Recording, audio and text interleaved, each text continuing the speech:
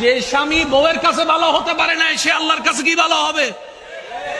কথা বলেন না রে ভাই। যে বউ এখনো স্বামীর চোখে ভালো হতে পারে না সে রবের কাছে কিভাবে ভালো হবে? তাই তো নবী বলেছেন, হাসরের ময়দানে যে স্বামীর পক্ষে বউ রায় দিবে, আল্লাহ আমি আমার স্বামীর উপর খুশি আছি, আল্লাহ ওই স্বামীর গুনাহ মাফ করে জান্নাতের ব্যবস্থা করে দিবে। তার মানে স্বামী পার হওয়ার জন্য বউয়ের সিগনেচারের দরকার আছে না নাই? আবার বউ পার হওয়ার জন্য স্বামীর সিগনেচারের দরকার আছে না নাই?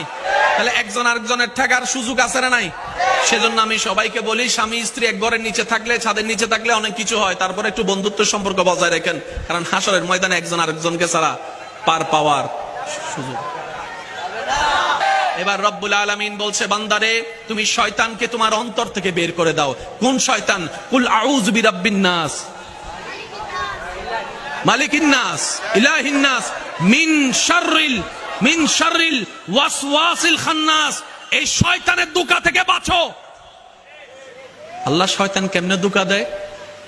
রব বলে যে শয়তান কিছু ভিতরে ভিতরে ধোঁকা দেয়, আবার কিছু তোমার পরিচিত মানুষকে বশ করে ধোঁকা দেয়। এই দুই ধোঁকা থেকে যদি বাঁচিয়ে ফেলতে পারো, তুমি শয়তানের ধোঁকা থেকে বেঁচে যাবে।